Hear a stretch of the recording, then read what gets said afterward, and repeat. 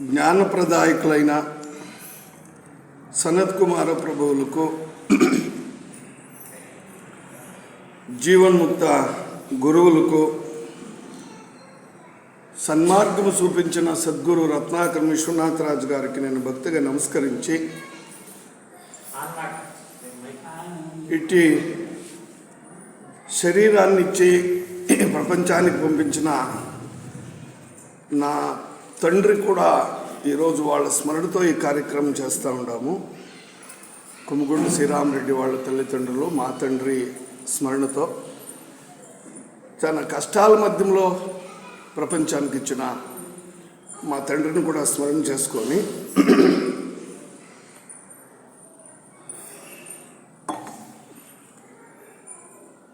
వేదిక పైన ఉండేట్లా పూజ్యులైన నిర్దేశకులకు, స్వాములు, అనేక ప్రాజ్ఞులు ముందు ఉన్నారు, వాళ్ళకందరికీ నమస్కరించి, అన్యాన్య లాడ్జులు, క్షేత్రాల నుంచి దయచేసిన సోదరీ మండలాల చాలా ఘనమైన విచారము పార్వతమ్మ గారు పెట్టినారు. ఒక అర్ధ శతమానము, ఒక 50 సంవత్సరాల కంటే పైన పెద్దోళ్ళ జతలో గడిపింది ఆ తల్లి. ఆయమ్మ మన కర్ణాటక తీసాబ్కల్ ఫెడరేషన్ అని ఒకటి ఉంటే దానికి భూతపూర్వంలో సెక్రటరీగా పనిచేస్తుంది. దాని పక్కకు పెట్టండి ఆ పదాధికారులు, ఆ అధికారాలు. కానీ మునిరావు లాంటి వాళ్ళు, రాచప్ప లాంటి వాళ్ళు, ఎస్కే వీరభద్ర లాంటి వాళ్ళు, అటువంటి గొప్ప థియాసఫిస్టుల మధ్యన ఆయమ్మ పనిచేసింది. కాబట్టి ఆయమ్మ ఈ సబ్జెక్టు మనకిచ్చింది మన భాగ్యం. ఈ యోగపథంలో పతంజలి చాలా పెద్ద మహర్షి. ఆ మహర్షి చెప్పిండే విచారాన్ని ఎందరో ఎన్నెన్నో రీతిగానో వాళ్ళ అనుష్ఠానానికి, ఆచరణానికి తీసుకో ఉండాలి.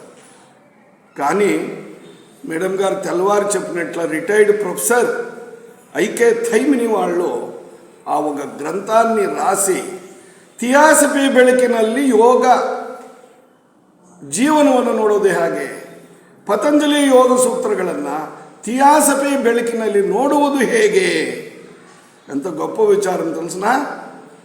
మన తీసాబ్కల్ సొసైటీలో శ్రీరామ అనే ఒక బుక్ ఉంది, కృష్ణ అనే ఒక బుక్ ఉంది, కంసావలోకన అనే ఒక బుక్ ఉంది. థియాసఫీ దృష్టిలో కంసుని జీవనం చూసినారు, కృష్ణుని జీవనం చూసినారు, శ్రీరాముని జీవనం చూసినారు, హిందూ సంస్కృతిని చూసినారు, ఇస్లాం మతాన్ని చూసినారు, జొరాస్ట్రియన్ మతాన్ని చూసినారు. ద వీవ్ ఆఫ్ థియాసఫీ అంటే మీ థియాసఫీ దృష్టిలో దాన్ని చూసినప్పుడు అందులోని సత్యము బయటకు వస్తుంది. కాబట్టి మన లెడ్ బీటరు, బ్లవర్స్కి, ఆల్కాటు, అనిబిసెంట్ వాళ్ళంతా ఫారిన్ వాళ్ళు, మన పనికిరాని వాళ్ళు అనుకుంటే మనం ముఠాళ్ళు అవుతాం. వాళ్ళంతా సంస్కృతాన్ని చదివి మన యోగ శాస్త్రాలు, మన ధార్మిక గ్రంథాలు, మన వేదోపనిషత్తులు, మన భగవద్గీత సారాన్ని తీసుకొని ఇట్లా రాసింటే ఆ ఐకే థైమిని మహర్షి, ప్రాచీన మహర్షి, వాల్మీకి, వ్యాస మహర్షుల కంటే ప్రాచీన మహర్షి పతంజలి. అట్టి పుణ్యాత్ముడు ఈ అష్టాంగ యోగాన్ని రాజయోగమని ఈ ప్రపంచానికి ఇచ్చాడు. అది మహాసంజీవిని మానవ లోకానికి. ఒక 7 నిమిషాలు యుఎన్ఓలో విశ్వ సంస్థలో నరేంద్ర మోదీ భాషణ చేస్తే 132 దేశాలు ఒప్పుకుని మేము భారతీయ యోగ పద్ధతిని చేస్తాము. అటువంటి గొప్పైన సంగతి ఆ అష్టాంగ యోగం. ఆ అష్టాంగ యోగముని మనోళ్ళు రాజయోగం అని కూడా అంటారు. ఆ 8 రంగాలు ఇప్పుడప్పుడే ఏదో ఒక ఆసనం నేర్చుకొని, ఒక సూర్య నమస్కారం నేర్చుకొని, ఒకంత ప్రాణాయామం నేర్చుకొని నేను యోగంలో ఉండాను అని ఎట్లా అది తెలియని వాళ్ళ బతుకది. తెలిసేదానికి చాలా 8 మెట్లు ఉన్నాయి యోగ జీవనానికి. ఆ యమ, నియమ, ఆసన, ప్రాణాయామ, ప్రత్యాహార, ధారణ, ధ్యాన, సమాధి. మన బ్రతుకు ఉద్దేశము, యోగ జీవనం ఉద్దేశము సమాధిని పొందేది. సమాధిని పొందేది అంటే దేహాత్మలో ఉండే జీవాత్ముడు పరమాత్మలోకి చేరుకునేది, అది సమాధి.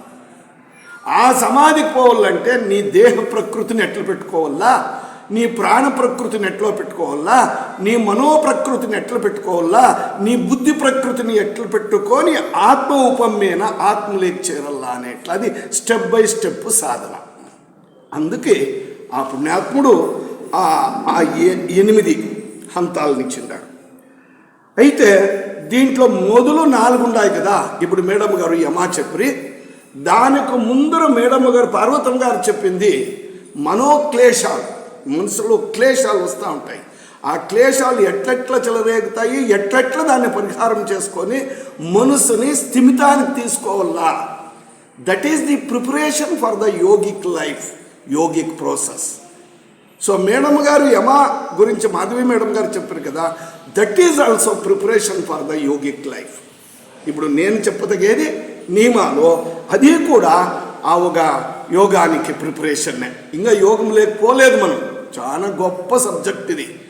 ప్రపంచంలో మాకు ఏదో కొన్ని సూర్య నమస్కారాలు ఆసనాలు నేర్చుకుంటే యోగం అనుకునేది తప్పు అని పదే అనుకునే పని లేదు మనం. కానీ ఇందులోని మొదటి 4 అంగాలు ఉన్నాయి కదా, యమ, నియమ, ఆసన, ప్రాణాయామ, ఇవి జస్ట్ యోగ జీవనంలో పూర్వభావి హంతాలు. That is only preparation process for the pure yogic life. Only just preparation stages అవి. ప్రపంచంలో ఆ చాలా మందికి ఆ తప్పు గ్రహితగా ఉంది, ఇంతే యోగము అని. అది యోగ జీవనానికి ఇంట్రొడక్షన్ మాత్రమే. ఇక ముందర స్టేజెస్ ఉన్నాయి కదా, ప్రత్యాహారము, ధారణ, ధరించేది. మనసు ఏమిటి ధరిస్తుందో అట్లా ధ్యానం కుదురుతుంది. ఎట్లా ధ్యానం కుదురుతుందో యద్భావం తద్భవతి, అట్లా సమాధి కుదురుతుంది. అది ఉత్తర అంగము. అంటే ఏమి, పూర్వాంగాలు 4 ఉత్తరాంగాలు. ఇవి నిజమైన యోగ జీవనము. పెద్దోళ్ళు, ఋషులు, మునులు వేదములో, ఉపనిషత్తులో, ముఖ్యంగా కృష్ణ పరమాత్ముడు భగవద్గీతలో చెప్పేది ఏమిటంటే, యోగము ప్రారంభమయ్యేదే ప్రత్యాహారం నుంచి. అంతవరకు యోగం కాదది. That is the postures of the body and preparation for the yogic life. సూర్య నమస్కారం నేర్చుకుంటువి, ఆసనాలు నేర్చుకుంటువి, ప్రాణాయామం నేర్చుకుంటువి, ఇదంతా ప్రిపరేషన్ అంతే. ఇంకా నువ్వు యోగంలోకి దిగలేదు. కాబట్టి ప్రత్యాహారము ప్రారంభమైతే యోగంలోకి అట్లా అజ్జుపెట్టిండావు అని. అయి కదా యమ, నియమ ఇప్పుడు సబ్జెక్టు. ఇంకా ఆసనాలు ఏమేమి చేసుకుంటా ఉన్నాం పతంజలి యోగ కేంద్రాలకు, ఇంకా ఏడాడో పోయే ఆ ఆసనాలు, ప్రాణాయామం, ఈ 4 just preparation for the yogic life. అది బాగా మనకు అర్థమయ్యా.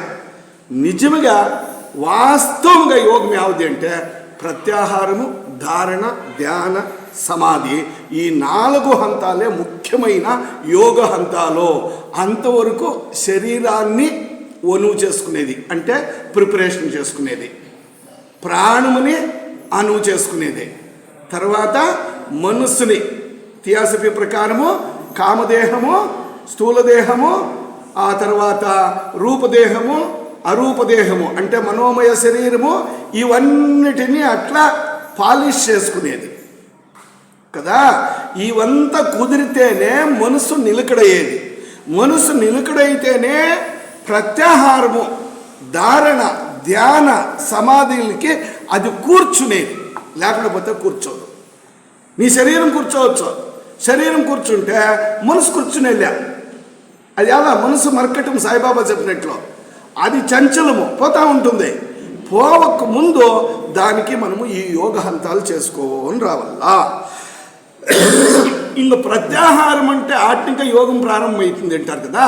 ప్రత్యాహారం ఏమి అంటే మన దేహము, ఈ దేహంలో కొన్ని ఇంద్రియాలు ఉన్నాయి, మీకు తెలుసు. అవి మనస్సు ఉంది, 6వ ఇంద్రియము. దీంట్లో కంట్రోల్, దట్ ఈస్ కాల్డ్ ప్రత్యాహార. అంటే ఏమి, శరీరమును కంట్రోల్ చేయాల, శరీరంలో ఉండే ఇంద్రియాలను కంట్రోల్ చేయాల. తర్వాత 6వ ఇంద్రియము మనస్సు. ఇంటిని కంట్రోల్ చేస్తే అప్పుడు బుద్ధి గుహలో నుంచి నీకు సాధనకి కావలసిన అంశాలు దొరుకుతాయి. అంతవరకు దొరికెళ్ళా. కాబట్టి క్రమబద్ధముగా ఇట్లా సాగితే అది యోగ సాధన అవుతుంది. కాబట్టి అష్టాంగ యోగంలో ఎగిరి నేను పైకి ఎక్కుతానో ఈతను ఇంకా అంటే అయ్యేలా అదేటో ఈ మధ్యన చాలా ఈజీగా అద్దుగా చెప్పేస్తారు. యాటి పోయింటివే నేను సమాధి స్థితి ఉండే అయిపోతే అట్ట పోయింటి బ్రహ్మోపదేశానికి పోయింటి సమాధి ట్రైనింగ్ పోయింటి. ఇంకా నువ్వు యమ లేదు, నియమ లేదు, ప్రాణాయామం లేదు, ప్రత్యాహారం లేదు, ధారణ లేదు, ధ్యానం లేదు, సమాధి స్థితికి ఎక్కేట్లా ఈ విచారానికి మనం పోయేట్టుగా గురువు గారు ఒక మాట అంటా ఉండ్రి, యోగంలో హంతాలుగా ఎక్కల్లా ఆధ్యాత్మికం అనేది ఒకే దినం దొరకదో, గుట్టికెక్కినమ్మ స్వర్గానికి ఎక్కుతుందా అని తెలుసుకునేదే కల. ఇంకా ఏమప్పా ఎట్లు పోవాలా అని. అయితే పెద్దగా నా ఎట్లా ఓడో బుర్రా భోషణాలు కొడతా ఉండేది. నీకు అదేం తెలిసినా ఇదేం తెలిసినా ఆధ్యాత్మికం అగ్గుగా సిక్కెళ్ళా. ఆధ్యాత్మికము అనుష్ఠానంతో సిక్కుతుంది, ఆధ్యాత్మికము ఆచరణతో సిక్కుతుంది, ఆ ఆధ్యాత్మికము సద్గుణాలని రూపొందించుకొని పెంపొందించుకునే దానివల్ల వృద్ధి చేసుకునే దానివల్ల సిక్కుతుంది. దాన్ని మన థియోసాఫికల్ సొసైటీలో వికాసము, మానవ సంసరణ, ఎవల్యూషన్ ఆఫ్ ద మ్యాన్ అట్లా అని చెప్పి వికాసము ఉంటారు. దీన్ని మనం హంతంగా పోల. ఇక యోగముని తెల్లవారిని ఇంకా అంటూ ఉన్నారు. యోగము చూడండి, యోగము అంటే సేరేది కూడుట. ఎవరెవరు కూడేదే? ఈ దేహాత్మలో ఉండే జీవాత్ముడు వాళ్ళ తండ్రి అయిన పరమాత్మలోకి సేరేది యోగము. ఎంత బాగుందో చూడ. యోగము అంటే కూడేది, కలయిక. ఎవరెవరు కలయిక? బిడ్డ తండ్రి కలిసేది. బిడ్డ ఎవరో? ఈ దేహాత్మలో ఈ శరీరంలో ఉండే జీవాత్ముడు. వాడిపై వాళ్ళు యాటిని ఇంకా వచ్చిండేది ఈశ్వరాంశము అంటే పరమాత్మని ఇంకా వచ్చిండేది, పరమాత్మలోకి చేరుకునేది. చూపా, అది యోగము. అష్టాంగ యోగము అంటే ఆ అన్ని అంగాల్ని పాటిస్తూ పోతే సమాధి స్థితికి పోతివా మీ అప్పంతాకు నువ్వు చేరుతావు. లేకుంటే మీ అప్పుడు నీకు కనపడేదే లేదు. ఎవరు మనప్పుడో? పరమాత్ముడు. మనప్పుడు ఎవరో? పరమాత్ముడు. ఎగురులేస్తే సిక్కెళ్ళా, సంపాదిస్తే సిక్కెళ్ళా, ఏడిస్తే సిక్కెళ్ళా, సాధన చేయల్లా. నేను బాగా సంపాదిస్తే నాకు అహంకారం వస్తుందంతే, యోగం సిక్కెళ్ళా.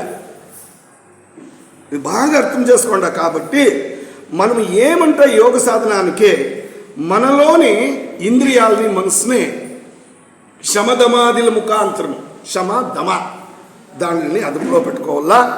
మనసు బుద్ధి చిత్తం ఒకటై తనలో ఉండిన, సర్వత్రా వ్యాపించి ఉండిన, నీలో ఉండిన, నాలో ఉండిన ఆ ఆత్మని కనుక్కునేది యోగము అంటే. ఆ పరమాత్మతో లయమైపోతువా, చేరిపోతువా, అది నీ యోగ సాధన. కాబట్టి అష్టాంగ యోగము యొక్క పరమ గురి, పరమోద్దేశము ఏమప్ప అంటే పరమాత్మలో ఐక్యమయ్యేది. దాన్ని శ్రద్ధాభక్తిగా మనం గురువులు చేసి ఈ పొద్దు మనకి ఇటువంటి వేదికని పుట్టించి నిర్మాణం చేసి నైనా చెప్పుకోండా. ఇట్లా వాళ్ళు శ్రేష్టమైన జ్యేష్ఠమైన సహోదరి పార్వతమ్మ. ఎలా అంటే నేను అప్పుడే చెప్తే పెద్దోళ్ళ మధ్యలో సాధనలో దిగిండేదయ్యమ్మ. సంపూర్ణంగా తన జీవితాన్ని పట్టుకుట్టి కోసమేమో కొన్నాళ్ళు ఉద్యోగం చేసుకొని వ్యవహారాలు కానీ, అయితే బ్రతుకు ప్రవృత్తులో ఎప్పుడో ప్రవృత్తుల నుంచి నివృత్తి అయిపోయి ఆ బ్రతుకుని సాధనతో గడిపినట్ల. కాబట్టి అట్లా వాళ్ళు దాన్ని చెప్పేదానికి అర్హమని. కాబట్టి మనోనియంత్రణ, మనసు కంట్రోలు, బుద్ధితో ఏకాగ్ర చిత్తంలో తనలోని ఆత్మను చేరుకునేట్లా యోగ సాధన ఈ పొద్దు మనకు కావాలి. ఇంకా మనోక్లేశాలు, మన మనసులో ఏమేమి క్లేశాలు ఉన్నాయి మేడం గారు చెప్పిండారు. ఇంకా మాధవి మేడం గారు యమ గురించి చెప్పిండారు. యమ మీరు ఎట్లా అర్థం చేసుకుంటారో ఏమో, అయితే మేడం గారు చక్కగా చెప్పురే. అది మనసు యొక్క నిగ్రహం. Control of mind is Yama. Control, అనేక విచారాలని కంట్రోల్ చేసుకోవాలా. ఏమేమి కంట్రోల్ చేసుకుంటే, నియంత్రణ చేసుకుంటే అది యమ అవుతుంది అనేది ఆ మేడం గారు చెప్పి, ఆ సంగతులని కంట్రోల్ చేసుకొని సద్గుణాలని పెంచుకునేది యమ. దాన్ని మేడం గారు చక్కగా విశ్లేషించినారు. ఇంకా ఇప్పుడు నియమ అంటే ఏమి అంటే రూల్ ఇంగ్లీష్లో రూల్స్ అంటే భలే బాగా అర్థమైపోతుంది మీకు. ఏం భలే రూల్స్ చేస్తావే అని ఇస్తారు. ఎవరో గొర్రెల మేపేవాడు అంటాడో, మేకల మేపేవాడు అంటాడో, ప్రొఫెసర్ అంటాడు. ఏం ರೂಲ್ಸ್ ಪ್ರಕಾರ ನಡೀಬೇಕು ಗೊತ್ತಿಲ್ವಾ ಅಂತ. ಅಂದ್ರೆ ಏನು ನಿಯಮ ಅಂದರೆ చేయవలసినది, ಮಾಡಬೇಕಾಗಿರೋದು. ಸೊ ಇದಕ್ಕೆ ಯೋಗದಲ್ಲಿ అనుష్ఠాన అంటే నిత్యము ఆచరణ చేయాల్సి ఉండేది. మేడం గారు చెప్పిన నియమ సద్గుణాలని మనలో వృద్ధి చేసుకునేది ఎట్లా అని. ఇప్పుడు నేను చెప్పే విచారాలు ఉన్నాయి కదా. నియమ అంటే చేయవలసిన ఆచరణలు, కొన్ని అనుష్ఠానాలు, ఎంత కష్టం వచ్చినా, ఎంత నష్టం వచ్చినా, అవమానాలైనా, ఏమే నొప్పి కలిగినా, అవి నీకు పరిస్థితులు బాగుండినా బాగలేకున్నా చేయాల, ఆచరించవలసినది, అనుష్ఠానము చేయవలసినది నియమము. అంటే ఆ నియమాలు ఏదప్ప అంటే శౌచ అంటే ఏమి? శుచిత్వము, శుద్ధీకరణ, క్లీన్లీనెస్. బాబా దీన్ని బల్ బాగండ్రి. Cleanliness is next godliness. మన ఇంట్లో టాయిలెట్ని ఎంత శుద్ధంగా పెట్టుకోవాలంటే దేవునిని ఎంత శుద్ధం పెట్టుకుంటామో అంత బాగా టాయిలెట్ శుద్ధంగా ఉంటారు. కొందరికి అసహ్యం కావచ్చు, ఇంకా మీకు జీవనం అర్థం లేదు లెక్క. ఇంట్లో దేవునింటికి ఎంత ప్రాశస్త్యం ఇస్తామో మన టాయిలెట్కి అంత ప్రాశస్త్యమో, అంత క్లీన్లీనెస్కి మనం గమనం ఇచ్చినప్పుడే నువ్వు యోగ జీవనంలో ఉండవు, నువ్వు చదివిండావు, నువ్వు ఎడ్యుకేటెడ్, నీకు నాగరికత ఉంది, నీకు సంస్కృతి ఉంది అనే దానికి అది మూలమైన విచారం. బాగా అర్థం చేసుకోండి. ఈ శౌచము మనం ఆచరించవలసి ఉండేది. పరిశుద్ధత, సంతోషం రెండవ నియమాల్లో రెండో భాగము, రెండో అంశము సంతోషం. సంతోషం అంటే తృప్తి, ఊరికే కలిగే సంతోషం కాదు, తృప్తి, సాటిస్ఫాక్షన్. మూడవది తపస్సు చేయాల. తపస్సు చేయకుండా పోతే వాడు ఎట్లా ఎడ్యుకేటెడ్ అవుతాడు, డిగ్రీ అవుతాడు, పట్టడు అన్నం సంపాదించేది నేర్చుకుంటాడు.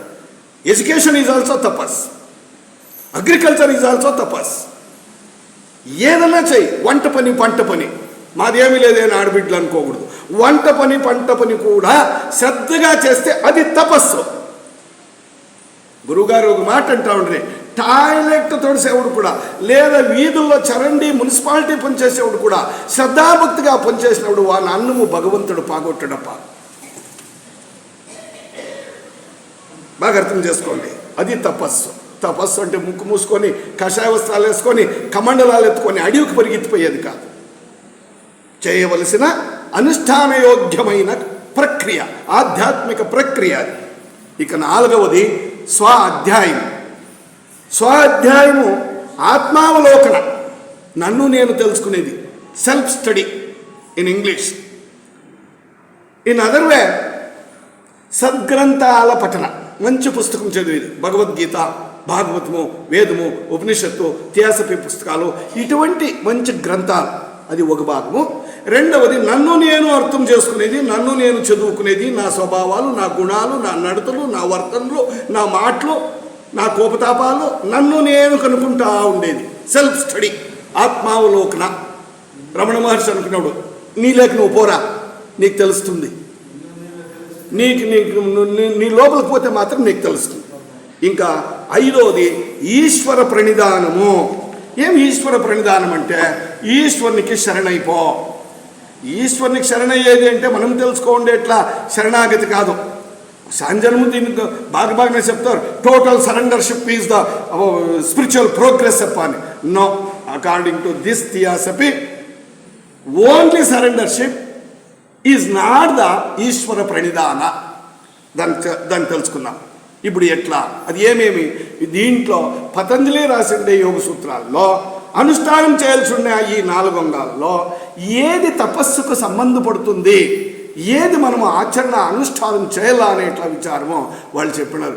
ఇట్లంతా చేసుకొని పోయి యమనియమాలు అయినాక ఆనింక ఆసనాలు, ప్రాణాయామాలు, ఆనింక ప్రత్యాహారం, ఆనింక ధారణ, ఆనింక ధ్యానము, ఆనింక సమాధి. అది పతంజలి చెప్పింది. శరీరం మాత్రం వదిలిచ్చేది, బాగా యోగాసనాలు చేసుకొని పోయేది. ఒక 3 ఇడ్లీలు తింటా ఉండేవాళ్ళు 10 ఇడ్లీలు తినేసేది. ఎట్లా నీ శరీరం కంట్రోలే లేకపోయినావుడో, ఇంద్రియాలే కంట్రోల్ లేకపోయినావుడో, మనసే కంట్రోల్ లేకపోయినావుడో యోగం ఎట్లా అవుతుంది? How it possible? How you can get the peace? That is highly impossible. దాన్నే పతంజలి చెప్పిన ఆ మాటలని వైజ్ఞానికంగా విశ్లేషణ చేస్తూ క్లారిఫికేషన్ ఇస్తూ ఆ ఐక్యతైమిని రాస్తా పోతారు. ఇంకా నైతిక తలహది మారల్ బేస్ మనకి మేడం గారు చెప్పిన యమని మనం ఆచరిస్తే మనకు వస్తుంది. ఇంకా నియమాల అనుష్ఠానం చేస్తే సాధకుడు శిస్తుకు లోబడతాడు. యా శిస్తు? Spiritual discipline. స్పిరిచువల్ డిసిప్లిన్కి నియమాలు పాటిస్తే వాడు లోబడతాడు, కంట్రోల్ అవుతాడు. ఆధ్యాత్మిక సాధనా మార్గంలో ఇది చాలా ముఖ్యమైనది. దాన్ని యోగిక శిస్తు అంటారు. యోగిక శిస్తు ఇది బహళ ముఖ్యం. ఇవే నియమాలకు. ఈ నియమాలను ఏమైనా నువ్వు సరిగ్గా సాధన చేస్తే ఆధ్యాత్మిక సాధనకు ఒక వ్యక్తికి క్రమబద్ధమైన వ్యవస్థ దొరుకుతుంది. సిక్కిందాణులు వెనకంటి అన్ని ఆశ్రమాలు అన్ని గురువులు వెనకంటి పోతే దొరకదు. వాస్తవమైన దాన్ని, నిజమైన దాన్ని, నిన్ని సమాధి స్థితికి చేర్చేట్లా యోగ సాధన అన్ని పట్టుకోవాలా. కాబట్టి మన జీవనము, సాధకుని జీవనము సదృఢ వ్యవస్థకు రూపించేది ఈ నియమము ఒక్క గురి. ఎట్టి సన్నివేశాలు కలిగిన ఈ నియమాలను మాత్రం అనుష్ఠానం చేయాలి. ఇప్పుడు శౌచం అంటే ఏమి? శుచిత్వము నవడే చెప్తే పరిశుద్ధత 3 ఉన్నాయి. ఈ ఇన్స్ట్రుమెంట్లో 3 ఉన్నాయి. ఇది ఒక ఇన్స్ట్రుమెంట్, ఒక ఉపకరణం అనుకోండి. నాది దేహం. ఈ దేహంలో కోరికలు, ఆశలు, ఆకాంక్షలు ఉన్నాయి. దట్ ఈజ్ ఆస్ట్రల్ బాడీ, కామదేహం. ఇంక కొన్ని నా మనసులో ఏటేటివో ఉన్నాయి. ఇది మనోదేహం. వీటినంతా శుద్ధీకరణ చేయాలా. శుద్ధీకరణ చేసుకుంటే ఆవిడ దేహము చెప్పిన మాట వింటుంది. క్లీన్ చేయాల. పండుగ వస్తూ ఉంది, ఏకాదశి పండుగ. ఇల్లు వాకిలెట్లు శుద్ధి చేస్తారో, అటు మీద పెట్టిండే పాత్రలంతా తీసి కడిగి దుద్ది ఏమేమి పోనిస్తారో, శరీరాన్ని, శరీరంలో ఉండే ఇంద్రియాలని, శరీరంలో ఉండే మనస్సుని అట్లా శుద్ధీకరణ చేసేదాన్నే శౌచ, క్లీన్లీనెస్. దీన్ని ఈ దేహశుద్ధి ఎలా చేయాలంటే మనస్సు ప్రత్యాహార ధారణ ధ్యాన సమాధులను చేయాలా అంటే ఇది ఆధారం. This is the base. Body is the base for all spiritual sadhanas. Body is the basic part. నేను ఎన్ని చెప్పినా, నేను ఒకవేళ నేను ఏమేమో మీకు చెప్పినా కూడా దేహమే ముఖ్యం కదా. ఈ దేహంలో ఉండే దేహిని కనుక్కోవాలి కదా. ఈ దేహమే కదా యోగం చేయాల్సి ఉండేది. ఈ దేహమే కదా తపస్సు చేయవలసి ఉండేది. ఈ దేహమే కదా ధ్యానం చేయవలసి ఉండేది. కాబట్టి దేహ శుద్ధీకరణ. ఆ దేహముని ఎట్లా శుద్ధీకరణ చేస్తావో, దేహము సహకరించకుండా పోతే మనం ఏమి చేయలేము. కాబట్టి భగవద్గీతలో కృష్ణుడు కూర్చోరా అని చెప్పి అర్జున్ కృష్ణ పెట్టి యుక్తాహారస్య విహారస్య, ఏమేమో తినేది కాదప్ప, సాత్విక ఆహారము యోగ జీవనం వద్దా, భోగ జీవనం కావాల. సిక్కిందంతా తినుకో. ఆహారాల్లో 3 భాగాలు: సాత్విక ఆహారం, రాజసిక ఆహారం, తామసిక ఆహారం. సాత్విక ఆహారం అంటే పండ్లు, పలహారాలు, తరకారీ, పాలు ఇటువంటివంతా తీసుకొని మనిషిని శుద్ధం చేసుకునేది. రాజసిక ఆహారం అంటే నాకు కోపం రావాలా, వానికంటే నేను బాగుండాలా, నా ఇంద్రియాలు ఇంకా బాగా పెంచాలా, నేను అట్లుండాలా ఇట్లుండాలా. రాజసిక ఆహారం. వానికంటే నేను బాగుండాలని పైపోటీ, స్పర్ధా ప్రపంచం కదా. ఇంకా తామసిక ఆహారం అంటే ఏమంటే నన్నెడు దీపొద్దు తినేది, సెద్దిపెట్టలో పెట్టుకొని 3 తినేది. సెద్దిపెట్టి అంటే ఫ్రిడ్జ్లో నిడుస్తారు మీరు ఈ కాలంలో దాంట్లో. ఆ తర్వాత అలిసిద్దు తిన్నోది అల్ల, తిన్నమారద్దన్న తిన్నోదు. ఇವೆಲ್ಲ తామసిక ఆహారం. ఏమేంటే ఆలస్యము. ఏం ఆలస్యం అంటే పోరా ಯಾವುದೋ ಗನಿ సత్సంగం మీద ఇష్టం కాదు, సాత్వికం మీద ఇష్టం కాదు, గురువులు చెప్తే వాళ్ళు ఒళ్ళకు పట్టుదు, జ్ఞానం చెప్తే అంచుకురారు. చూడ ఇప్పుడు కూడా కొందరు సత్సంగం ఏమో చెప్పిండాడు అని వచ్చేస్తారా, లోపలికి వచ్చి వెళ్ళి ఆడే ఉంటారు. ఎలా అంటే టేస్ట్ లేదు. ఎలా? ప్రకృతి ఒరటు, మనస్సు ఒరటు, సూక్ష్మం కాదా? అష్టాంగ యోగం ఎందుకు? మనసు సూక్ష్మం కావాల్సి ఉండేదానికి. శరీరం ఒరటుగా ఉంది, ఇంద్రియాలు ఒరటుగా ఉంది, నీ ప్రకృతే ఒరటుగా ఉంది. ఒరటు ప్రకృతిని, ఒరటు శరీరాన్ని, ఒరటు మనస్సుని, ఒరటు ఇంద్రియాలని సూక్ష్మం చేసుకునే దానికోసము మనము ఈ దేహాన్ని సాత్విక ఆహారంతో మనం ఇయ్యాలా. కాబట్టి అప్పుడు దేహం స్పందిస్తుంది. ఎంత శుద్ధిగా ఉండాలా అంటే, ఈ దేహాత్మ అనే ఇన్స్ట్రుమెంట్లో జీవాత్ముడు వచ్చి బాగుందప్ప పాత్ర, ఈ పాత్రలో నేను చేరుకోవాలా అని రావాల, ఈ పాత్రలో నేను చేరుకోవాలా అని రావాల. ఈ పాత్రలో ఏమైనా ఈ దేహాత్మ శుద్ధి చేసుకొని వాడు జీవాత్ముడు వచ్చి చేరుకుంటే వానికి పరమాత్మ సాధన సులభము. ఎలా? శుద్ధిగా ఉంది, శుద్ధిగా వచ్చినాడు, ఇప్పుడు సాధన చేసాక దిద్దాడు, వాడు కూర్చుని తక్షణం ధారణ ధ్యాన సమాధులకి ఎక్కేస్తాడు. వాడు ధారణ ధ్యాన సమాధులకి ఎక్కిపోతే పరమాత్మ దర్శనం అయిపోతుంది. చూద్వా, పాత్ర శుద్ధ. మీతో డైరీకే మీ ఇంటికి ఎవరైనా చుట్టం వస్తే ఓ పాలేసుకొని రమ్మా అని చెప్పిస్తే బాగా దాంట్లో దుమ్ము ధూళి ఉండే ఇట్లా పాత్ర పంపిస్తావా? కడిగి పంపిస్తావు కదా, శుద్ధంగా ఉండాలని తెలుసు కదా. అట్లా ఇది శరీరం కూడా ఒక పాత్రే. ఈ పాత్ర శుద్ధం కావాలా అంటే నువ్వు ఆ దేహాన్ని శుద్ధంగా పెట్టుకోవాలా, దానికి మంచి భోజనం వేయాలా, అందుకు ఆసనాలు చేసుకోవాలా, అందుకు సూర్య నమస్కారాలు చేసుకోవాలా, అందుకు ప్రాణాయామం చేసుకోవాలా. మితాహారము, అల్పాహారం, మిత బుక్ తక్కువగా తినల్లా, హితమైందే తినల్లా, సాత్వికమైందే తినల్లా. శరీరాన్ని అనువు చేసుకోవాలా. Preparation for the yoga. Yogic life దాన్ని సరి చేసుకోవాలా శరీర పోషణ చేత. తర్వాత ముగిసినమ్మ, శరీరం అయిపోయినా అయ్యో రమా ఇంద్రపా ఉండేది ముందరా. ఏం తెలిసినా మన స్వభావాలు శుద్ధం చేసుకోవాలా. ఇంకా శౌచంలోనే ఉండా నేను. మొదటిది శౌచము అంటే క్లీన్లీనెస్, అంటే శుద్ధీకరణ. ఆ భావనలు ఎట్లా?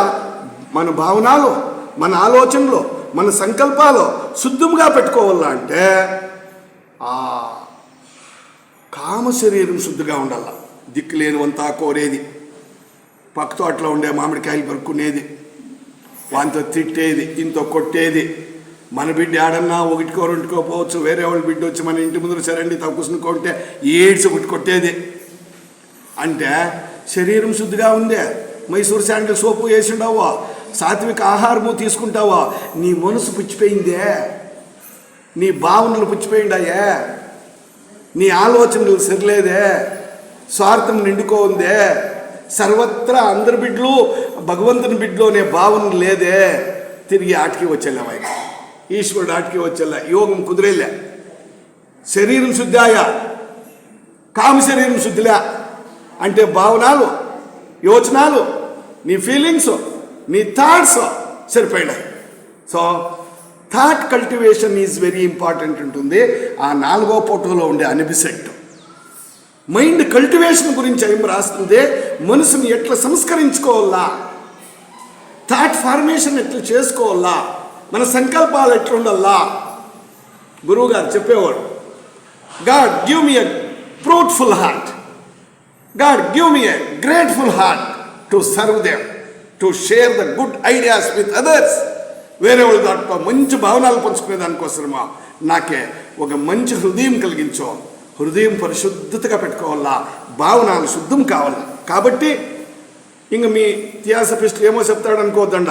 అన్నమయ శరీరమో, స్థూల దేహంలో ఉన్న అన్నమయ శరీరమో, ప్రాణమయ శరీరమో, మనోమయ శరీరమో, ఇవన్నీ శుద్ధి చేసుకుంటూ రావాలా. క్లీన్లీనెస్ అంటే శౌచము అంటే ఈవిడ వాహకము బాగుంటే దాంట్లో ప్రవహించేది బాగుంటుంది.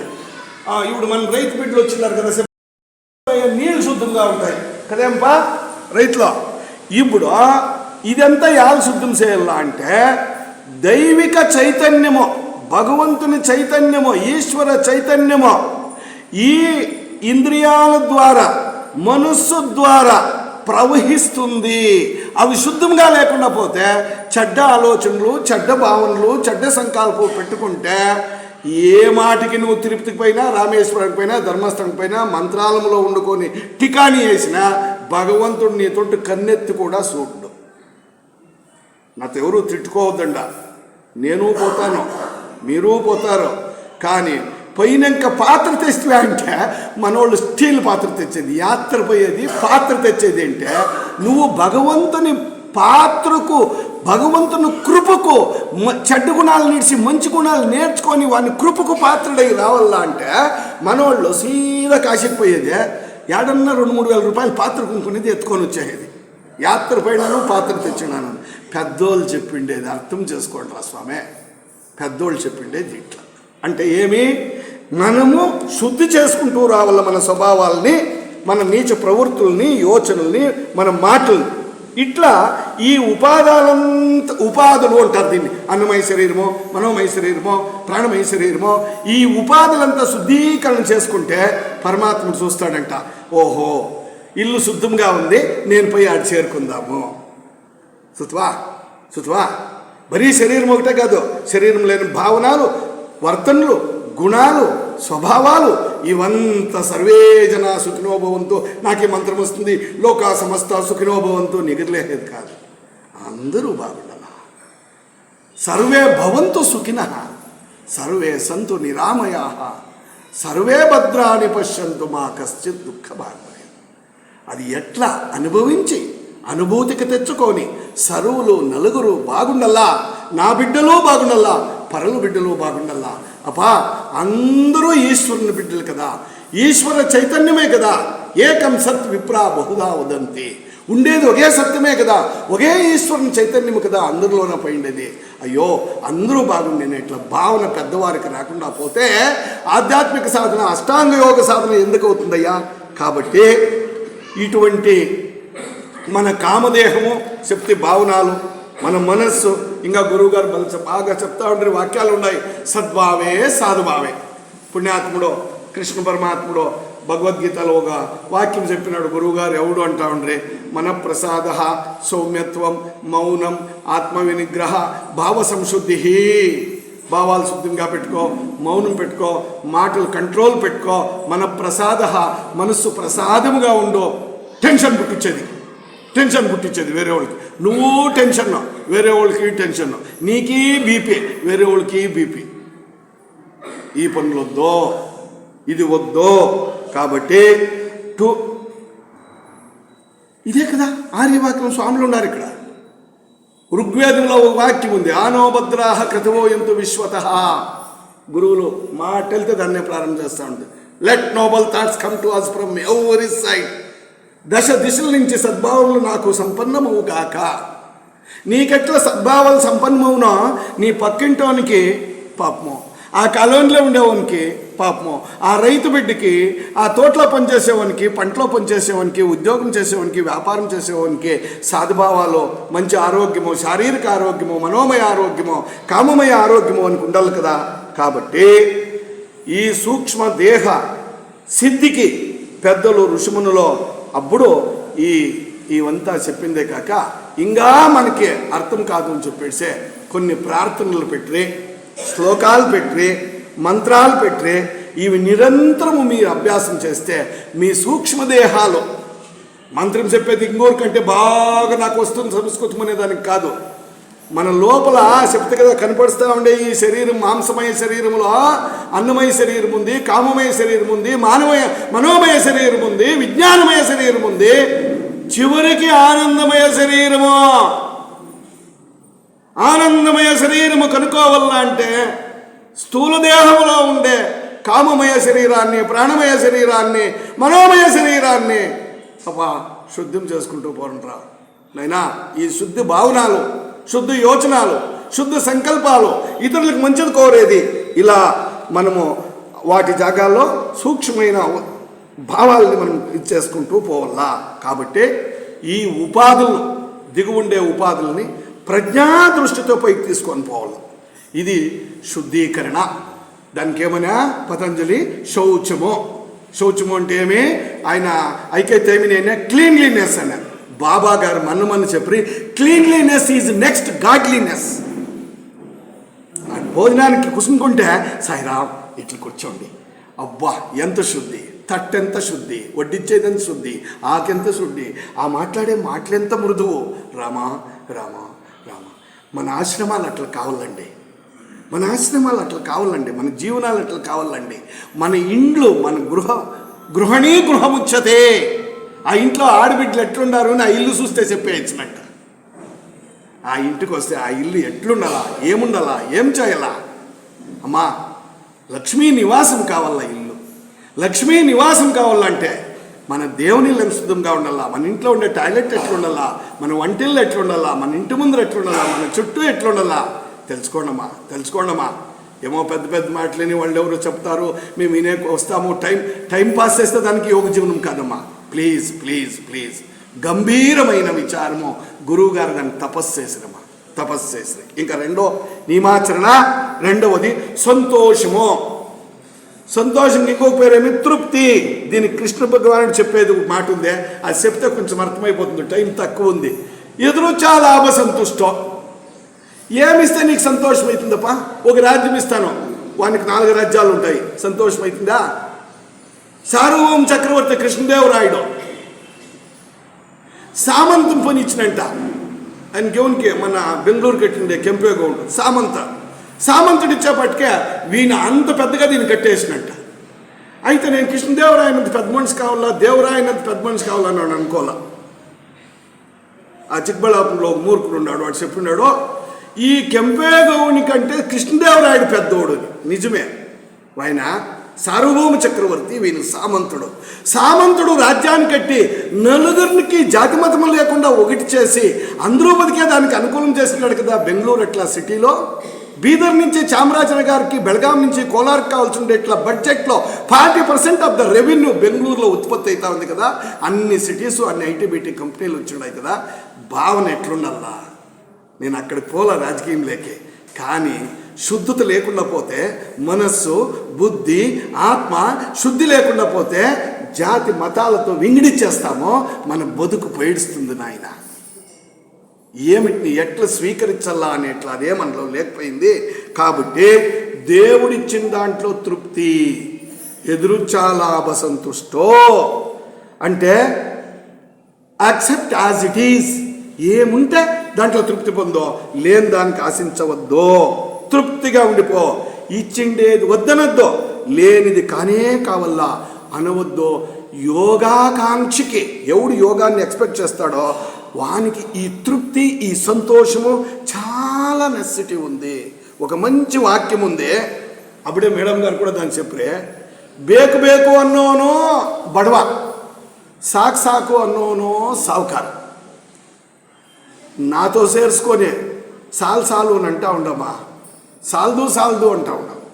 కాబట్టి దేవుడు ఇచ్చిండే దాంట్లో నీకు తృప్తి లేకుండా పోతే ఏమైతుంది? యోగ జీవనానికి దీనికి సంబంధం ఏంటంటే సమత్వయోగముచ్చతే. మనసు సమత్వం లేకొచ్చేది. వాడిని చూస్తామా, మనం ఇల్లు బాగా కట్టుకుంటామా, వాడు 2వ అంతస్తు కడతాడు. అప్పుడు సుమారుగా ఉంటామో పక్కో డూప్లెక్స్ కట్టేస్తాడు. 3 అంతస్తులో ఎక్కిరా నాకే లోపలే మత్సరం ఎక్కుతుంది, ద్వేషం ఎక్కుతుంది. చూస్తావా భగవంతుడు నీకు ఇచ్చింది కదపా, తృప్తిగా ఉంటావు కదపా. ఇప్పుడు లేకుండా పోతే అప్పుడు సమస్థితిలో ఉండేలా, సమస్థితిలో లేకుండా పోతే యోగ జీవన సాధన కాదు. కాబట్టి ప్రతిదినము మనకి ఏదో ఉద్వేగము, ఒక ఆతంకము, ఒక సమస్య, ఒక టెన్షన్ ఉన్నే ఉంటుంది. మనస్సు క్షోభకు లోనవుతుంది. మనోక్షోభ, క్లేశాల గురించి అమ్మగారు చెప్తా ఉండ్రే. ఏం రపా ఇప్పుడు ఇంత తీసుకుండ్రి అని అనుకుంటే ఆయమ్మకి అనిపిస్తూ ఉండే ఈ మనోక్లేశాలు మనతో ఎంత తొందర పెడతా ఉండయ్యా, మన సాధనకి ఎంత అడ్డుమవుతా ఉండయ్యా, యోగ జీవనానికి ఎంత అడ్డం వస్తూ ఉన్నాయి, అడిచడం వస్తూ ఉన్నాయి అని ఆ తపనతో ఆయమ్మ అంత టైం తీసుకొని దాన్ని ఇచ్చేదాన్ని శురువు చేసా. మన క్రియలు, ప్రక్రియలు, action and reactions more and more విపరీతమైపోతాయి. వాడు బాగలేదంటాం, వీడు బాగలేదంటాం, మగుడు పెండ్లాం బాగలేదంటాం, పెండ్లాం మొగుడు బాగలేదు, నా బిడ్డలే సరిలేదంటాడు. అయ్యో రామ, నన్ను కోర్టులో ఉంటే నొప్పు కలిగిసా. 32 ఏళ్ళు జీవనం చేసిండేవాడు వచ్చి నొప్పు తింటా అంటే ఏమన్నా అంటే, సార్ ఆ తోటి భార్య సార్, ఈ తోటి నేను సార్, నేను వచ్చిండేది ఏంటి తెలిసిన సార్, డైవోర్స్కి సార్. రామా బిడ్డలు ఏం చేస్తున్నాడు సార్, ఏం చెప్పదు సార్, సైకలాజిస్ట్ సార్, వాడు మంచి డాక్టర్ అయినాడు సార్. బిడ్డ డాక్టర్ అయిన టైంలో తల్లిదండ్రులు ఆదిలో డైవోర్స్కి వచ్చిన్నారు కదా. యోగ జీవనం నీకు అర్థమవుతుందా? భగవంతుడిని తెలుసుకుంటువా? ఏం సాధన చేయాలా అని చెప్పి నువ్వు బ్రతుకుతుండవు. నొప్పి కలిగింది కాబట్టి ఇంకో సమస్య దుఃఖము వచ్చి ఈ మనసుని అలగాడించకుండా ఉండాలా అంటే ఆ క్షోభని అశాంతిని పోగొట్టుకోవాలా. అప్పుడు సమత్వం ఉంటుంది. ఆ సమత్వం పాటించేదానికే ఈ తృప్తి లేదా సంతోషము అనేది చాలా ముఖ్యం. అప్పుడు మనకి ద్వంద్వాలు పోతాయి, అలజడులు పోతాయి, టెన్షన్ పోతాయి. వాన్ని పోల్చుకునేదాన్ని పోయి మనకి తృప్తిగా ఆ ప్రశాంత స్థితి వస్తుంది. యోగ సాధనకి ప్రశాంత మనస్థితి కానే కావల్లా. నువ్వు భగవంతుని పొందల్లా అంటే, ఆత్మదర్శనం కావల్లా అంటే రైట్. మూడోది, ఆర్వీఆర్ గురువు గారు ఒక మనసు చెప్తా ఉండ్రి, మనసు తృప్తి లేనివాడంతా అది చెప్పి పెట్టేస్తాను నేను. అది ఎంత చెప్పినా ఉంది ఆ తృప్తి గురించి, సంతోషం గురించి. అప్పా ఒకడే ఎగిరి కదా నేను సీతమ్మని ఎదుక్కొని వస్తాను ఆంజనేయుడు. వానికి ఎన్నో కష్టాలు కలిగా, రాక్షసులు వచ్చి ఆడి దిక్కులేరు, ఎవరూ లేరు, ఒంటరిగా అడగలేకపోయినట్లు అయిపోయి కదయ్యా. వాడిని తెలుసుకొని చూసుకొని తెచ్చుకొని ఇంత యోగత లేదా మనకి? ఏం తెలిసిన తనలోని ఆత్మశక్తిని కనుక్కొని తనకు తాను బుద్ధి చెప్పుకొని పైకి వచ్చినట్ట. ఎప్పుడెప్పుడు మనస్సుకి బాధ కలిగినో, నొప్పి కలిగినో, అవమానం కలిగినో ఆంజనేయుడు తక్షణము రాముని తెలుసుకొని శ్రీరామ జై రామ జై జై రామ, శ్రీరామ జై రామ జై జై రామ, శ్రీరామ జై రామ జై జై రామ అనుకుంటా ఉన్నట్టు అనంతకోడే. అప్పుడు ఎక్కడలేని ఉత్సాహము, శక్తి వచ్చేస్తా ఉన్నట్ట. సర్వులకు దిక్కు సర్వేశ్వరుడే కదా, దిక్కు లేని వాళ్ళకి దేవుడే దిక్కు కదా. వాడిని ఎందుకు నువ్వు తెలుసుకునేలా? అందుకే ఆర్వీఆర్ గురువు గారు ఒక ట్రిక్ చెప్పించిపోయినాడు. అప్పా బేజారు నొప్పి ఎవరూ లేనప్పుడు ఆంజనేయుని తెలుసుకోప్ప. ఏమిటి కోసం బాధపడినప్ప ఆయన? ప్రపంచము దీనికోసం కదా, యోగ జీవనానికి బాధపడినవాడు ఆయన. కాబట్టి మారుతి మారుతి, నా మనసు నిండుగా ఉన్నది, ఉత్సాహంగా ఉన్నది, భగవంతుని అపార కృప నాపై అనుభూతమగుచున్నది. మారుతి మారుతి అనుకోప, ఆంజనేయుని తెలుసుకోప, జీవనం శాంతిగా ఉంటుందప్ప. 2 నాళ్ళు యోగంలో బతికేకి సాధ్యమవుతుందప్ప. మనము లేకుండా పోతే ఈ ప్రపంచంలో మనము అశాంతిలో బతుకుతామప్ప. అర్థమాయి కదా, అర్థమాయి కదా. మనకు మనమే అంటే ఏం దీని అర్థమో చదివిండే బిడ్డలు ఉన్నారు ఇక్కడ. You are the reason and you are the cause for your next future life. So, generate yourself. నీలో ఉండే ఆత్మని, నీలో ఉండే చైతన్యాన్ని, నీలో ఉండే సద్భావనాన్ని నువ్వే తెలుసుకో. ఎందుకంటే నీలో ఈశ్వరుడు ఉన్నాడు, నీలో ఆత్మ ఉంది, నీలో పరమాత్మ ఉంది. నీకు నువ్వే ధ్యానం చేసుకో, నువ్వే శాంతి పొందుకో. ఆ భగవంతుని నువ్వు కనుకో, నీ అంతకు నువ్వు కనుకో. వేరే వాళ్ళు చెప్పింది అయినా. కాబట్టి ఇంకొక మాట చెప్పిన పుణ్యాత్మలో గురువుగారు, నైనా ప్రపంచమే ధ్వంసమైన నీ ఆంతరిక శాంతిని పోగొట్టుకోవద్దు. యోగ సాధన జరగల్లా అంటే శాంతి ఉండాల. శాంతి ఉండాలంటే స్వామి అది ఎట్లయిపోయా, ఇది ఇట్లయిపోయా, ఇది ఇట్లయిపోయా, అది ఎట్లయిపోయా, నువ్వు ఇట్లయిపోతాడు ప్రపంచం ఎట్లా? కాబట్టి ప్రపంచమే ధ్వంసమైన నీ ఆంతరిక శాంతిని మాత్రము పోగొట్టుకోవద్దు. ఎందుకంటే ఇది రుణాత్మకమో, ఇది నెగిటివ్నెస్ నీలో ఉండే వరకు నీకు మంచిది అయ్యలేదో, యోగ సాధన అయ్యలేదో, తపస్సు అయ్యలేదో, ఏమీ అయ్యలేదు. కాబట్టి ఆ సంతోషానికి, తృప్తికి నువ్వు ఆచరించవలసి ఉండేదే ఆత్మ సంస్కృతి, ఆత్మశిక్షణ. అంటే ఏమి? స్వశిక్షణ. అంటే ఏమి?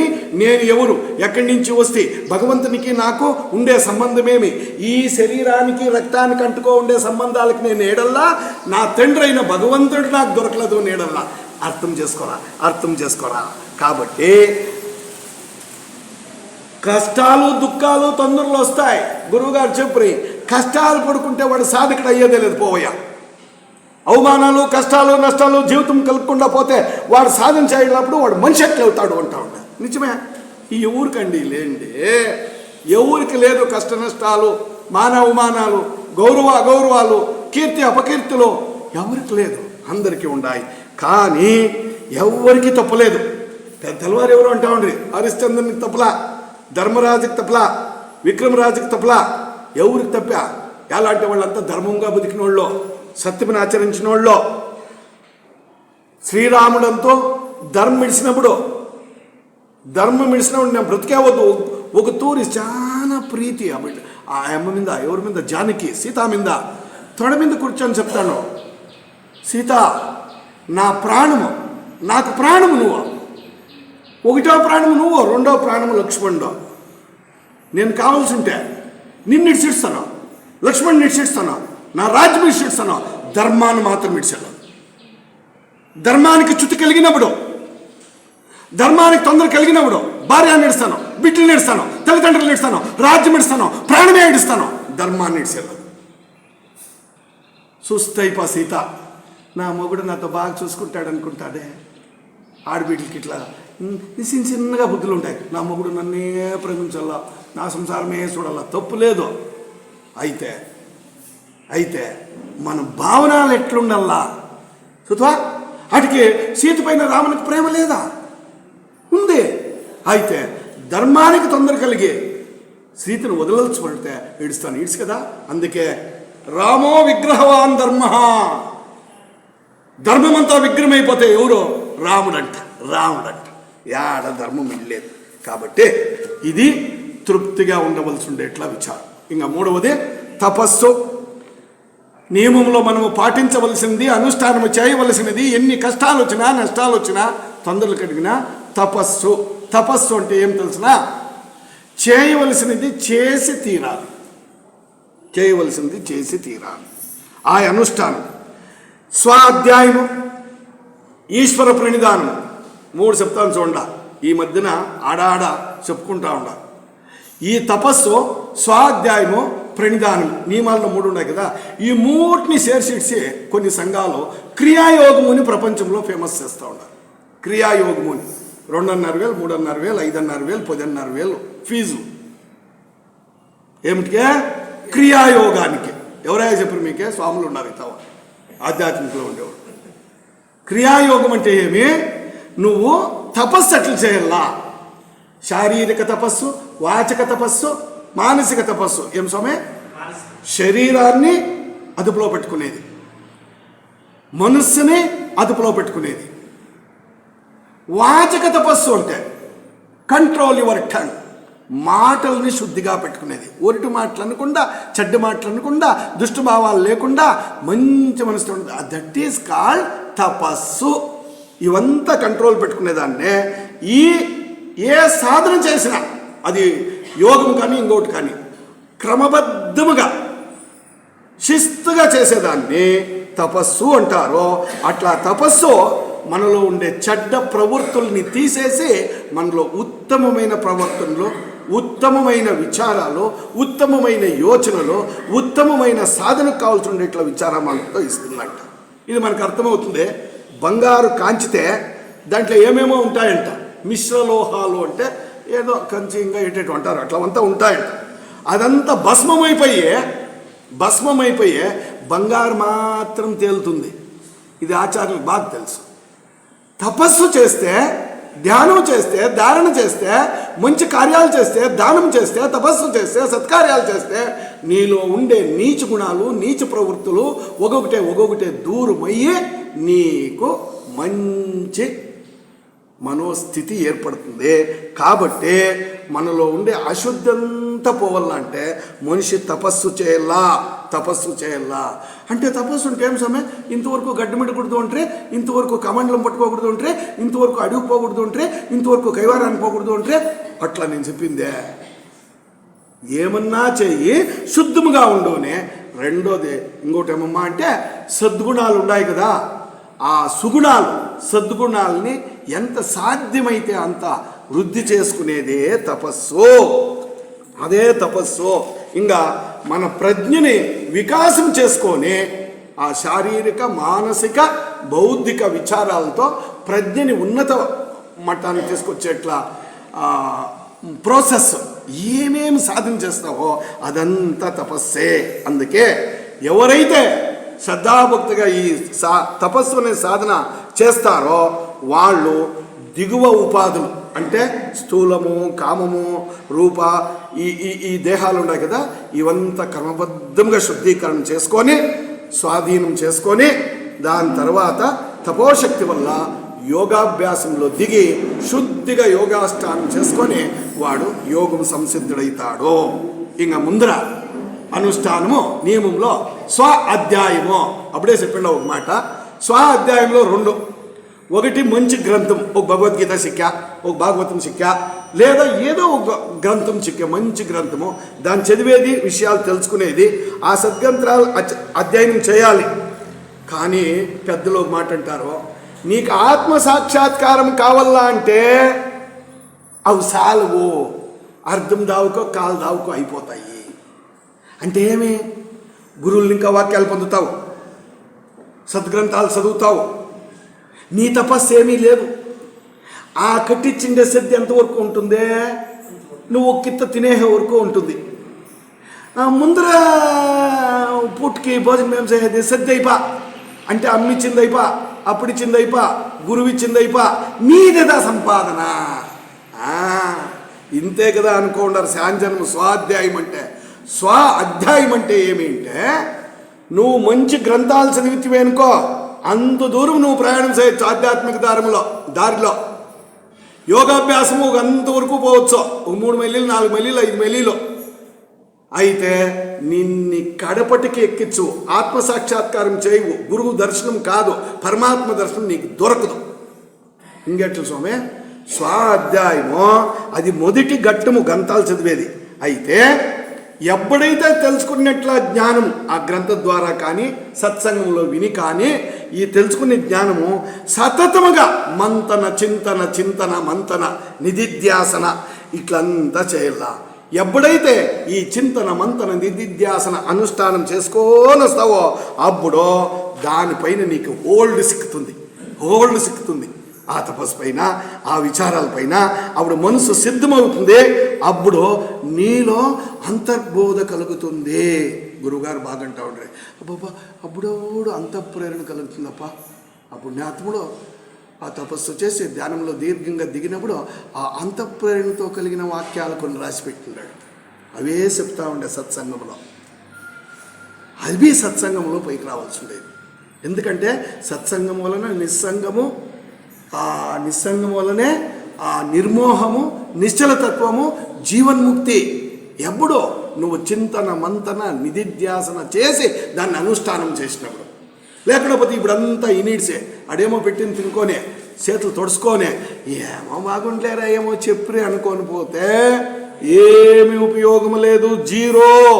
కాబట్టి ఈ ఒక నిజమైన స్వాధ్యాయం అంటే మన అంత దృష్టిని పెరుక్కోండి. వీళ్ళంతా ఇవి చెప్పరు కదా, ఇది ఎట్లా, ఇది ఏమి, తిరిగి నీళ్ళలో నీవే చింతన చేసి ధ్యానంలో కూర్చుని ధ్యానంలో వచ్చిన దాన్ని మనే ఆలోచన చేసుకొని. అందుకే చెప్తారో, అబ్బా 1 నిమిషం చదివితే 10 నిమిషాలు దాన్ని ధ్యానం చేయి, అప్పుడు బాగా అర్థమవుతుంది. 1 నిమిషం చదివితే 10 నిమిషాలు నువ్వు ధ్యానం చెయ్యి. ఈ ఆత్యంతిక సత్యాన్ని తనలో తాను కనుక్కుంటాడంట. అది పరమశాంతి. ఆ తెలుసుకోవాలనేట్లా తీవ్రాసక్తి ఆ స్వ అధ్యాయంలో మనకు కలుగుతుంది. దీన్ని ఇంకా మంత్రోచ్చారణం చేసుకొని, ప్రణవం నేర్చుకొని, మంత్రశ్రవణ ఇవన్నీ పనికొస్తాయి. ఈ చింతన మంతనం అన్ని కూడా మన శ్లోకాలు, పూజలు, పునస్కారములు అనుకుంటాం కదా. ఈ విష్ణు రుద్రాది పూజనం, విష్ణువునన్నా పూజ చేసుకో, రుద్రుడు ఈశ్వరునన్నా పూజ చేసుకో, అమ్మ చౌడేశ్వరునన్నా పూజ చేసుకో, గురువులనన్నా పూజ చేసుకో. ఇవన్నీ కూడా నీతో కాన్సన్ట్రేషన్కి లేపొట్టి తిరిగి సత్యమెరిగే నిన్ను స్వ అధ్యాయం వలన నిన్ను నీవు ఆలోచన చేస్తావు. ఎప్పుడు ఆలోచన చేస్తున్నావో నీలో ఏం చెడ్డ భావనాలు వస్తూ ఉన్నాయి, ఏం దుర్మార్గతనాలు వస్తూ ఉన్నాయి, అవంతా పోగొట్టుకొని ఇచ్చేస్తావు. ఇంకా చివరికి నియమంలో వాళ్ళు చెప్పేదే ఈశ్వర ప్రణిధానము. ఈశ్వర ప్రణిధానం అంటే ఏమిటంటే ఇంగ్లీష్కే టోటల్ సరెండర్షిప్ అని. అట్లంటే ఏమిటంటే శరణాగతి. ఎవరికి శరణాగతి? ఇది చాలా ముఖ్యము. మనమనుకో ఉండే చిన్నగా శరణాగతి కాదు. నేను నీకు శరణైపోయినానప్పా స్వామే, నీకు శరణైపోయినా, నీ పదాలే నువ్వేం కావాలో చెయ్యి, అట్లా అగ్గుది కాదు. శరణాగతి ఎవరికి? ఈశ్వరుని ఇచ్ఛకి మనతో అర్పించుకునేది, ఈశ్వరుని దైవేచ్ఛకి మనము శరణుపోయేది. అది సర్వోత్కృష్టమైనది. కాబట్టి సంతోషంగా నన్ను నేను భగవంతునికి అర్పించుకునేది. ఈ జీవనంలో ఈ సంకష్టాలు, దుఃఖాలు అనివార్యం. ఏమేమో వస్తూ ఉన్నాయి. అదంతా నిత్యం సత్యమే. కానీ కానీ అసమాధానము వ్యక్తం చేస్తా ఉన్నామో. వాడు చూడప్పా ఎవడు తప్పులే చేస్తాడో, దేవుడు వాడు పెట్టిన పంటలంతా బాగా అవుతా ఉన్నాయి, వీడు అనుకున్నంత ఇట్లంతా ప్రపంచంలో ఉన్నాయి. శ్రద్ధగా అయినండి 2 నిమిషాలు 3 నిమిషాల్లో ముగిస్తాం ఇది. కానీ ఏమి కలిగినా అవి మన కర్మానుసారమే జరుగుతూ ఉన్నాయి. ఎవరిది కాదు పంట, అది నాదే పంట. యాప్ చెట్టు పుడిచిండేది నేనే, చెరుకు పెట్టి పంట పెట్టిండేది నేనే. అంటే సత్కర్మ దుష్కర్మ. చెరుకు పంట పెట్టింటే బెల్లం తింటా, యాపాకు పంట పెట్టింటే సేత్ తింటా. నాదే అది సంపాదన. కాబట్టి అన్యతా శరణం నాస్తి త్వమేవ శరణం. మనం భగవంతునికి శరణయ్యే ఒప్పించు. ఈ శరణాగతిని శాంజనమో భక్తి మార్గము అనుకుంటారు. తప్పు లేదు, అది భక్తే. తప్పు లేదు, భక్తే అది. ఎందుకంటే ఈ జీవాత్ముడు పరమాత్మనికి శరణపోయేదే శరణాగతి, దాన్ని ఒప్పుకుంటాను. కానీ ఈశ్వర ప్రణిధానము అనేది అంతటితో నిలిచిపోదు. ఇది బాగా అర్థం చేసుకోవాలా. భగవంతుని పూజ చేసేదానికి నేను నీకు శరణైపోతాను అనేదానికే ఈశ్వర ప్రణిధానముని కొనచేయలేదు పతంజలి. ఇది బాగా అర్థం చేసుకోవాలి. ఇంక కొంచెం ముందుకు పోదాం. ఈశ్వర ప్రణిధానము బాగా అభ్యాసం చేస్తే ఆధ్యాత్మ పథములో, ఆత్మజ్ఞానం పథంలో మనము ముందుకు పోతాం. భక్తి చెడ్డది కాదు, కానీ యోగ మార్గంలో 2-3 మైళ్ళు నడిపిస్తుంది అంతే. అయ్యో అయ్యో ఇంకెట్లా? భగవంతుని భక్తి ఉంటే చాలు కదా. ఆ భక్తి ఎంతవరకు నడిపిస్తుంది? 2-3 మైళ్ళే. అయితే ఇంకేమి? అట్లయితే గురువాక్యములో, శాస్త్రవాక్యములో శ్రద్ధ ఉండల్లా. శ్రద్ధ లేని భక్తే పనికిరాదు. కాబట్టి వేద విహిత మార్గేషు శ్రద్ధ. వేదాల్లో, ఉపనిషత్తులో, భాగవతంలో, భగవద్గీతలో గురువులో శ్రద్ధ. వేదాంతార్థ విచార అంటే వేదాంత విచారాల్లో ఆసక్తి. విష్ణు రుద్రాది ఈశ్వర పూజనం. ఆ పూజ నేను చేస్తాను, మీరు చేస్తాడు, ఈ స్వాములు చేస్తాడు, అర్చకుడు చేస్తూ ఉంటాడు. అయితే చూడండి ఎంత బాగుందో. ప్రసన్న స్వభావేన యథాశక్తి విష్ణు రుద్రాది పూజనం. అర్చకులకి పూజారులతో కుసును పెట్టి పదే పదే చెప్పాలి ఈ మాట అనిపిస్తుంది. ఇంకో తూరి చదువుతాను, శ్రద్ధగా వినండి. అయ్యింది. ప్రసన్న స్వభావేన, ప్రసన్న స్వభావేన, ప్రసన్న స్వభావేన విష్ణు రుద్రాది పూజనం. యా దేవుని కన్నా, యా అర్చకుడు యా వైష్ణవ దేవాలయంలో కానీ, శైవ దేవాలయంలో కానీ, అమ్మగారి దేవాలయం కానీ పూజ చేయనే ఆ ప్రసన్న భావన, శ్రద్ధ, భక్తి, నిష్ఠ లేకుండా పోతే అది పూజ అవుతుందా? వాడు అర్చకుడు అవుతాడా? అర్థమాయి కదా. ఈశ్వర ప్రణిధానం అంటే ఇంకా ఉంచుకుంటా. జపము, నామస్మరణ. జపము 2 విధానం. జపతో ఆస్తి పాతకమనిండారు. ఏమన్నా అలజడి జరిగి మేము పెద్ద మనుషులు బాగుంటుంలే మన గురువుల దగ్గర, మేమేమన్నా అప్పుడు కొట్లాడేడుతాం, ఇది ఇట్లు కట్టాలా, అట్లు కట్టాలా, అట్లు చేయాలని. ఇది అయిపోయిన తర్వాత గురువు చేస్తా ఉండేది. నాకు బాగా తెలుసు. వాళ్ళెవరు ఇంటోళ్ళు చెప్పే పనిలే. పోయేదే ఒకంత కాళ్ళు చేతులు కడిగేది లేదా, స్నానమో అర్ధ స్నానమో చేసేదే, జపమాలు ఎత్తుకునేదే, జపం చేస్తూ ఉండేది. అయ్యో నేను ఎందుకు ఇంత మాట్లాడితే, వాళ్ళు ఇట్లా మాట్లాడరి, ఈ ప్రపంచానికి క్షేమం కలిగినే. బాగా అర్థం చేసుకోండా. పెద్దల మాట మనకది బాట, దాన్ని కాదంటే వాడిని బతుకే జూట. బాగా అర్థం చేసుకోండా. ఈ పూజ జపము, నామజపము 2 విధానాలు. నోట్లో చెప్తాం మనం. ఓం శివాయ, ఓం నమ శివాయ, ఓం నమ శివాయ, ఓం నమ శివాయ, ఓం లక్ష్మీనారాయణ, ఓం నమో నారాయణ చెప్తామనుకోండా. లేదా గాయత్రి మంత్రం ఇట్లా ఓం భౌర్భౌస్వ తత్సవితుర్వరేణ్యం భర్గో దేవస్య ధీమహి ధియో యో నో ప్రచోదయాత్. అబ్బాబ్బా యావ్యావ ఉచ్చారణలు, దీర్ఘలు, తెలగందిళ్ళు ఎక్కడెక్కడ పోతా ఉంటాయో నాకే తెలుసు చూసినప్పుడు. ఇవి చేసేది, జపము చేసేది, నోటిలో చెప్పేది, మనసులో జపం చేసేది 2 విధానాలు ఉన్నాయి. చూడ ఇప్పుడు చెప్తాను, బాగా అర్థం చేసుకోండి. నోటిలో జపము చేస్తే పెద్దగా గట్టిగా ఉచ్చరిస్తే ఆ చెప్పినంత ఫలం అంతే.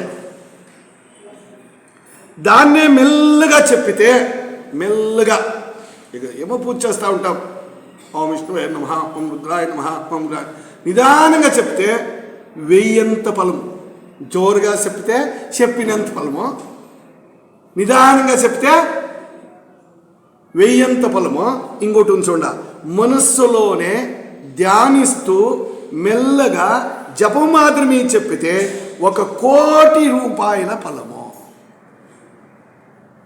మంత్రోచ్చారణ ఎట్లా చేయాలని అర్థమైనా గట్టిగా నాదందరూ ఇన్ని అని చెప్పితే చెప్పినంత ఫలము, మెల్లగా చెప్పితే 1000 ఫలము. ఆ మనసులో